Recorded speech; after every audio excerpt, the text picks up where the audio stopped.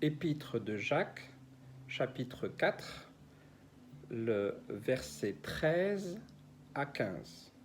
À vous maintenant qui dites, aujourd'hui ou demain, nous irons dans telle ville, nous y passerons une année, nous trafiquerons et nous gagnerons.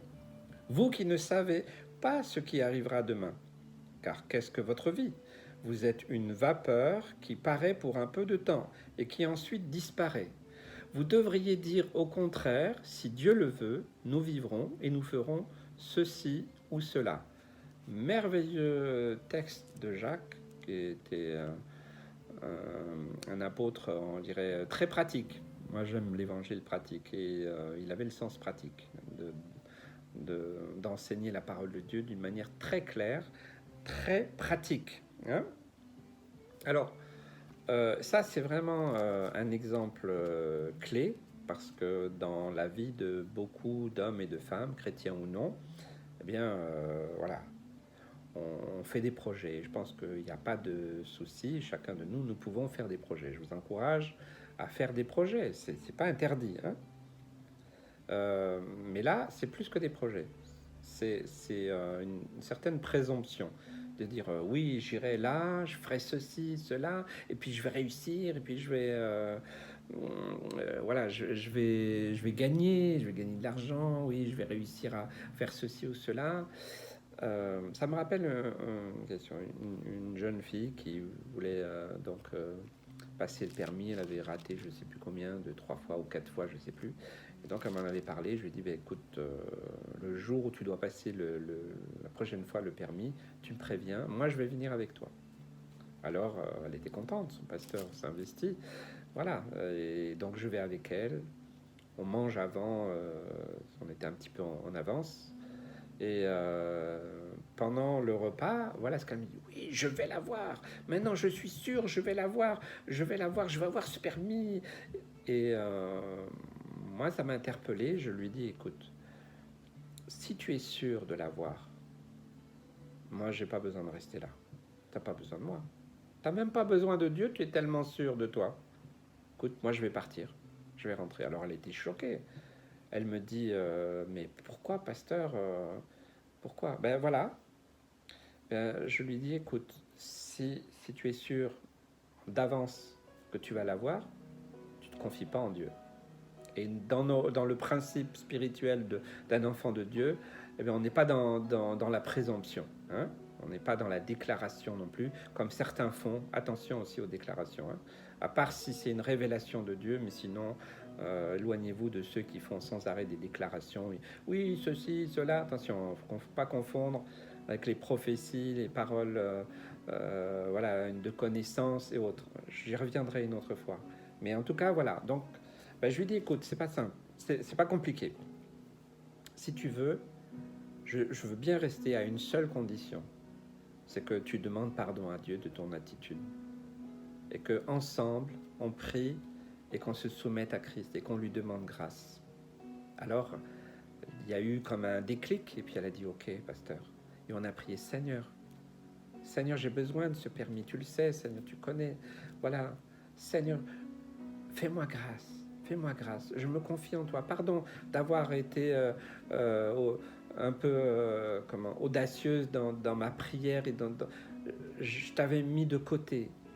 Et donc elle est restée dans cette humilité, dans la volonté de Dieu. Et alors la joie est venue sur elle. Et elle est partie dans le véhicule. Et moi je ne m'inquiétais pas. Je dis, bah, Seigneur, là aujourd'hui tu lui as accordé ta grâce. Et j'étais sûr que, bien sûr, eh bien, comme Dieu était glorifié en premier, il n'y avait pas de souci. En effet, elle est rentrée avec beaucoup de joie. Et j'ai eu mon permis, voilà.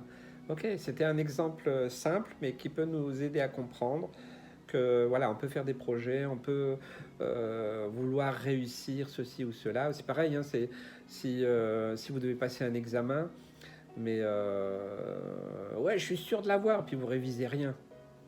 Attention, c'est de la magie. En fait, faut faire attention à ça. Je dis ça aux jeunes. Ça m'est arrivé déjà de le dire à des jeunes. Parce que tu as révisé quand même, tu as fait ta part. Hein. Et puis, ça me rappelle une autre histoire. Il y a donc On était en Hollande dans une mission et puis il y avait Andrea Crouch qui a composé ce chant, je crois que c'est À Dieu soit la gloire. Et bon, il raconte que dans sa jeunesse, il a eu un problème, il a été enlevé, son père était évangéliste de rue, donc après, ben, il a été récupéré dans un sale état, il parlait plus, il était prostré, et donc son père a décidé de plus être dans la rue, il a pris une salle, il voulait être pasteur, et donc il voulait aider son fils, mais il savait pas comment.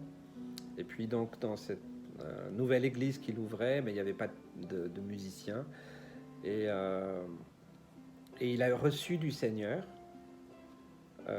cette pensée. Il a mis son fils devant le piano et puis il a prié: Seigneur, je te demande de lui faire grâce. Fais grâce à mon enfant.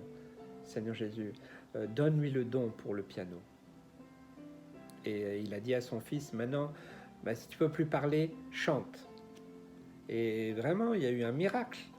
Hein, on relirez cette histoire d'Andrea Crouch. Hein, je ne sais pas s'il est encore vivant, mais j'ai eu l'occasion de le rencontrer une fois. Et donc, il a eu le don. Il s'est mis à jouer du piano, comme ça. Alors voilà. Et puis, il s'est mis à chanter. Et en fait, il a retrouvé la parole en chantant les louanges de Dieu. Alors, je me trouvais dans cette mission en Hollande, et le pasteur qui avait invité Andrea Crouch, qui était présent, eh bien, il a dit: ben, écoutez, moi j'ai fait pareil. Hein. Je me suis mis devant il jouait pas de piano. Je me suis mis devant le piano et puis j'ai dit: Seigneur, donne-moi le don.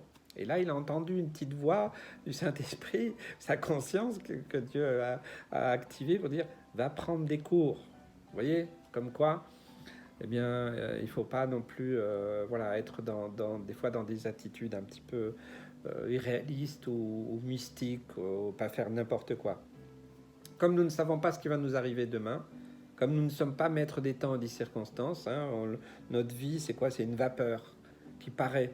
Hein, et moi, je me rappelle que du temps de mes parents, des anciens, on disait toujours: eh bien, à demain, ben, si Dieu le veut. C'était dans la communion fraternelle, rappelez-vous, certains se rappellent, eh bien, il y avait toujours cette notion de attention, hein, moi je ne suis pas maître de ma vie, de mon destin. Si Dieu le veut, nous ferons ceci ou cela. Donc c'est peut-être quelque chose de très simple, mais je vous encourage à y réfléchir, à méditer et de le mettre en place dans votre vie. Que Dieu vous bénisse.